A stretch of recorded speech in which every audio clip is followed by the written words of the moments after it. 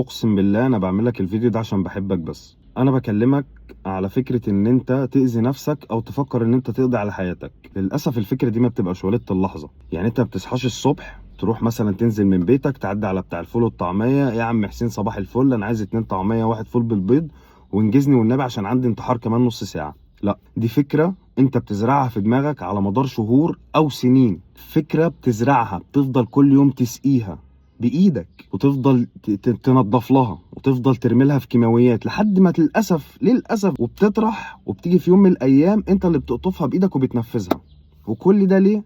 عشان انت بني ادم غبي. انا بتكلم على الناس بتيجي تقول لك انا ما بقتش احس بطعم للحياه، انا بقيت مفشوخ بسبب ديون عليا، انا مش عارف، ما بقتش عارف اعمل ايه عشان مش عارف اتجوز، انا ما بقتش عارف، انا اتظلمت واتهنت واتداس على وشي. بص على اشرف الخلق اللي احسن مني ومنك ومن اي حد، سيدنا وسيدك النبي عليه الصلاه والسلام، اتضرب واتهان واتشتم. اقول لك على حاجه، بنته شالت احشاء كانت بقره تقريبا او جاموسه كان او دبه من على كتفه او رقبته وهو بيصلي قدام الدنيا كلها. يعني مفيش اهانه اكتر من كده. انت ايه اللي انت شفته في حياتك عشان خاطر تقول انا مش قادر ومش عايز اكمل؟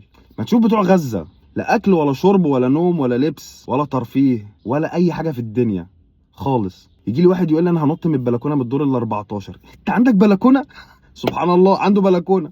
ده انا هقف على كرسي السفره، انت عندك سفره يالا يا عبيط؟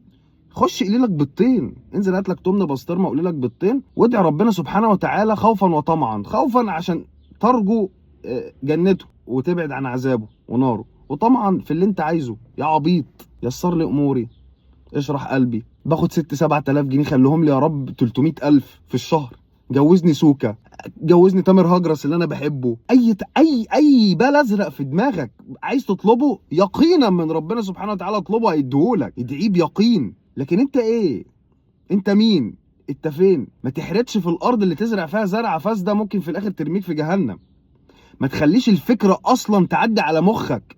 ما تبقاش بني ادم هش، تبقاش بني ادم ضعيف. وافتكر ان انت ما جيتش الدنيا عشان خاطر تفضل تحلب وتعصر في نفسك لحد ما تتسد في وشك وما تبقاش عارف تروح فين وتيجي منين. ما بقولكش ما تشتغلش، ما بقولكش ما تتعبش، لا بقولك اشتغل واتعب. خلاصه القصه دي، ما تخليش الفكره دي تمر على دماغك حتى لو مرور الكرام. قرب لربنا سبحانه وتعالى واطلب منه اللي انت عايزه، والله العظيم ان شاء الله يديهولك.